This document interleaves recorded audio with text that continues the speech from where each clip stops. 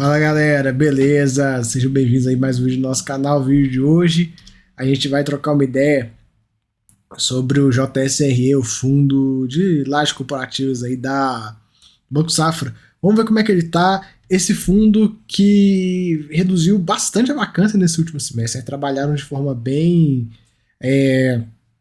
ativa, reduzindo essa vacância, porém tem alguns probleminhas nele e eu quero mostrar para vocês um que pode dar dor de cabeça pro cotista se nada for feito.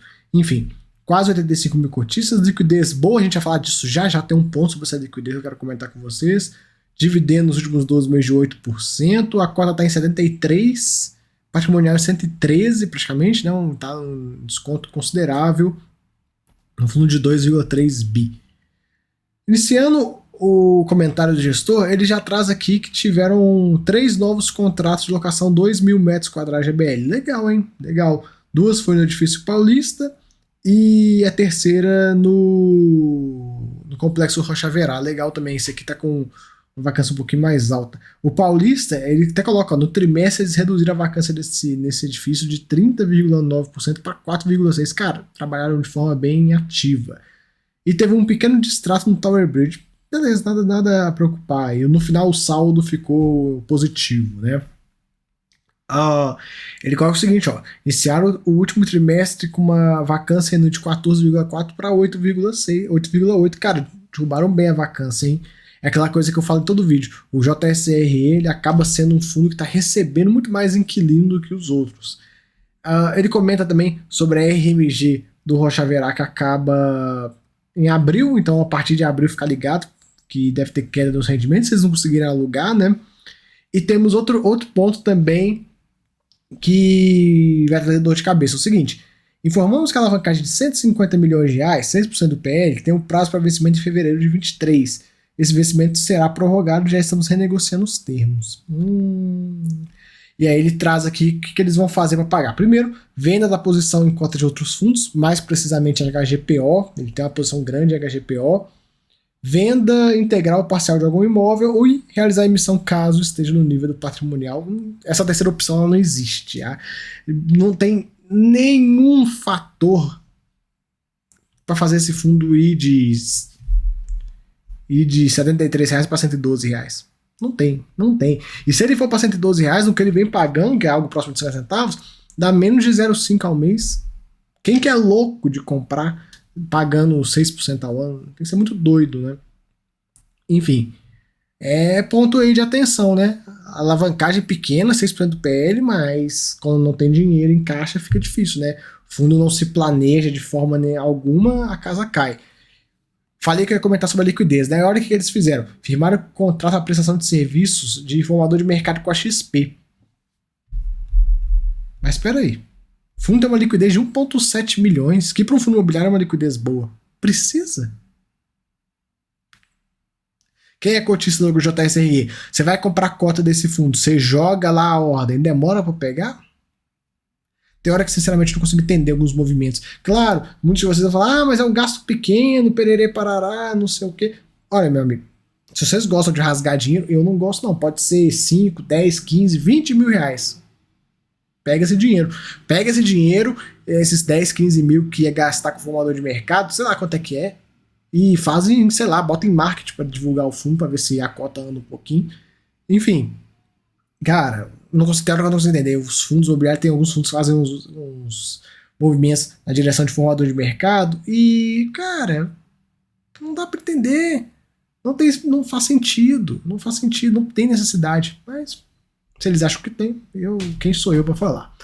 Ele comenta também sobre a reavaliação dos imóveis. Está acontecendo, né, agora é época de reavaliação de imóveis e teve uma pequena queda de nada no patrimonial do fundo. E ele coloca o seguinte, com as novas locações, todo mês você vê ele está locando alguma coisa, né? Tem uma projeção de incremento de receita até o final do ano de 6 centavinhos por cota, legal, né? Muito bom. O problema é que no meio do caminho tem o final da RMG do Rocha Verá, e aí deve ter um rebote para baixo, né, na questão. E ainda mais esse fundo tá pagando 49 centavos, é complicado. Enfim, aqui na DR dele a gente não consegue ter a real ciência do que é RMG, do que não é, ele não explica, né? Só receita imobiliária, pô. Né? Essas DREs, cara, nem precisava ter, pra ter esse nível de DRE nem precisa ter. Sinceramente, será que é tão difícil fazer um negócio decente, né? Enfim, ele começa a ver uma quebra de resultado aqui, receita de 58, rendimento de fundo imobiliário 1 centavinho, e as despesas, né, 8 centavos, que deu 49 centos. Se manter esse patamar de despesa e tudo mais, com esse acréscimo aqui, ó, de 6 centavos, o fundo pode chegar bem próximo dos seus 55. Ok, não fica ruim, não, sabe? Mas também não fica bom. Mas enfim, não é o que vai salvar o fundo, né? Ah, daqui a um ano o JCR tá pagando 55 centavos, vai levar a cota embora, a cota vai pro VP? Não, não vai. Não vai. Aqui um gráfico de rentabilidade, lembrando que esse fundo, galera, durante os anos ele foi virando, ele já foi FOF, já teve CRI no meio, aí agora imobiliário, agora tijolo, cada hora ele inventa uma coisa, né? Ele é bem, o gráfico de histórico dele não é assim dos melhores por conta disso, porque é um fundo antigão, mas não é a mesma tese desde lá de trás, então tipo, não é aquela coisa, vamos estudar o JCR nos últimos anos, né? Igual tem isso aqui, ó, isso aqui é um prato cheio para aquelas páginas mequetrefe lá, meia boca, né? Aquele povo sem serviço que fica falando mal de fundo imobiliário, porque pega um fundo desse aqui e joga na tela. Olha só, vamos comparar o JSRE desde o início. Joga na tela e fala, olha só, o fundo, né, entregou não sei quanto, olha só, quer ver, pega que é valor de mercado, né, o fundo perdeu até pro IFIX, o fundo perdeu pro CDI, o fundo fez isso, o fundo fez aquilo, não sei o que.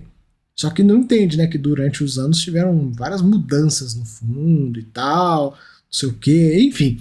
Galera, pra mim isso aí é coisa de desocupado, né. A questão da liquidez que eu comentei, né, que não é ruim. Cara, no último mês aqui ela deu uma queda, mas, cara, não vejo porquê. Pra mim não justifica o formador do mercado.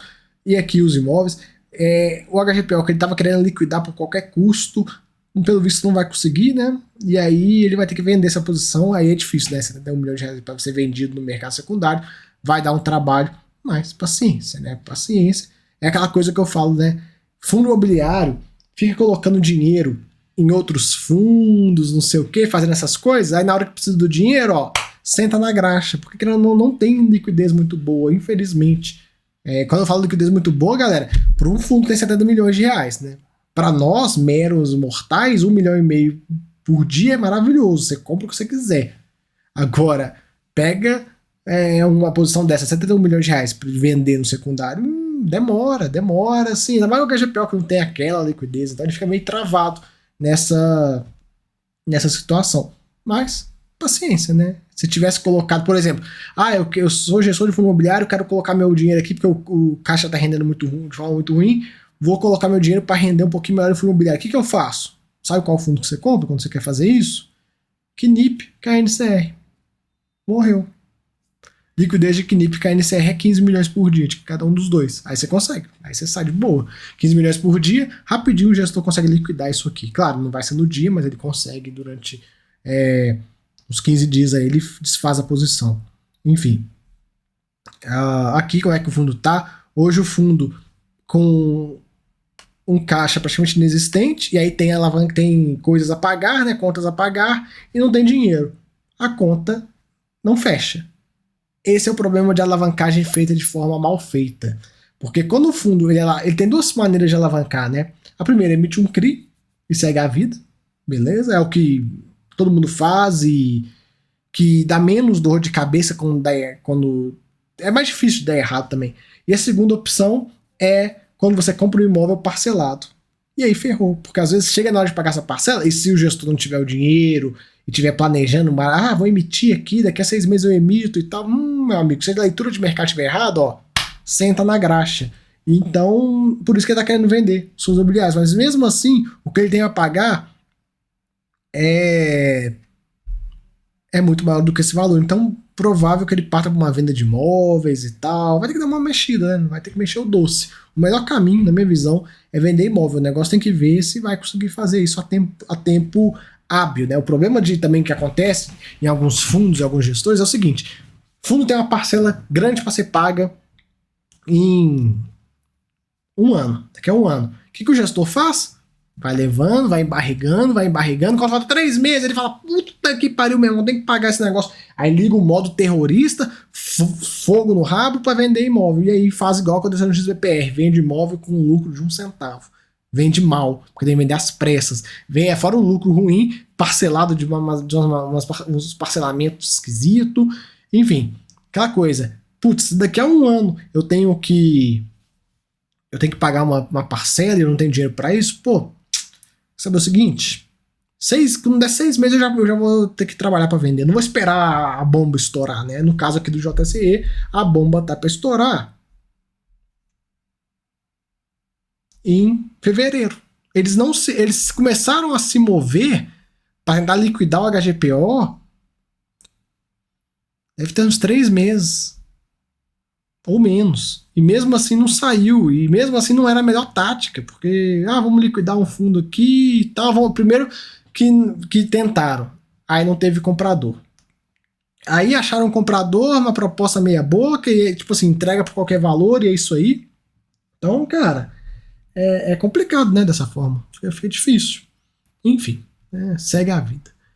Vamos descendo. Que questão dos contratos por imóvel, enfim, se você olhar aqui, ó, ele pode vender alguma coisa, ele pode vender aí, sei lá, as Nações Unidas, o Tower Bridge não, que é uma participação grande, mas ele pode vender metade do Tower Bridge, ele pode fazer alguma coisa ele vai ter que fazer para resolver esse problema aí da alavancagem dele. E vencimento dos contratos, a gente tem aqui, ó, 2024 bastante revisional, mas vencimento não tem. Vamos ver como é que vai ser essas revisionais, né? Meio complicado. Primeiro tri, 16% da receita para ser reajustada. Setor dos inquilinos, a gente já viu bem diversificado, isso aí não tem nem o que falar. E os imóveis em si, o Tower Bridge, que é o mais top, né, o maior do portfólio e tal. A Rocha Verá, que ele comprou e tem essa parcela para pagar. W Torre Nações Unidas e o Paulista. É aquela coisa que eu falo, e o Praia de Botafogo, muito bom esse prédio, né, uma localização muito boa. Enfim, o ponto principal dos fundos, que quando ela faz uma alavancagem, é o seguinte, por exemplo, no caso foi para comprar aqui essas torres do Rocha Verá, né? E aí tem que vir essa parcela para pagar. Aí não consegue, às vezes um caminho é vender essa parcela para alguém, virar e falar: cara, compra isso aí, assume a participação aí, parte da participação, divide com você, e resolve o problema. A gente já tá assim, careca de saber, né, como dizem pessoal mais velho, de que esse tipo de alavancagem não dá certo. Ou alavanca desde o início, pum, faz um CRI, acabou, morreu o assunto, passa a régua nisso, e aí só vai ter que preocupar com o fluxo de amortização futura, que é uma maneira um pouco mais, na minha visão, até um pouco mais interessante. Paga juros, não sei o quê, dependendo do momento que você fizer, vale a pena.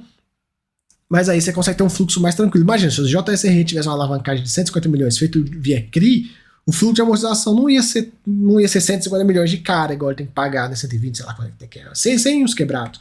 Esse é um valor bem menor. E aí, aquela 80 e poucos milhões de reais que ele tem em fundos imobiliários, ele ia conseguir vender devagarinho. Então, ele ia pegar o dinheiro, preciso de 10 milhões esse ano para pagar essa alavancagem. Vende 10 milhões durante um ano, né? Vai distribuindo, preciso de 12 milhões no ano, 1 milhão por mês. Pô, vende 1 milhão de HGPO por mês e tal. Cara, tranquilar, são 20 pregões, você precisa vender 50 mil por dia, e aí vai vendendo e tal, enfim, mas aí quando faz desse jeito de parcela, ferra, né? A gente já viu isso acontecer aqui, GGRC e, deixa eu ver, tem mais algum outro fundo? Não, acho que os dois mais famosos que deu problema foram esses dois, né? E aí a gente pode também, claro, nem tudo é maravilhoso. A gente vê CRI dando problema, dando dor de cabeça também para fundo, no caso do XPPR lá com os CRIs dele lá, que ele alavancou demais, mas aquilo lá também não tem nem como comparar. Aqui a gente tá falando de 6, 8% do PL, lá a gente tá falando de 70%. Então a conta não fecha, não tem nem como comparar as duas situações.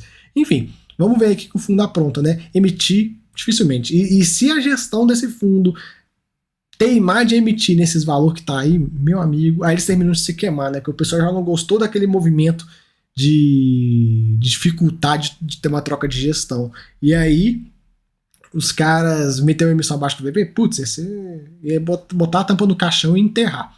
Enfim, espero que eles não façam isso. Eles colocaram, né, que só vão fazendo patrimonial, mas, cara, tem hora que fundo imobiliário, até o passado é incerto, né? O gestor fala A, passa 2 meses, ele faz B, totalmente o contrário do que ele falou. A gente já viu isso acontecendo também, né?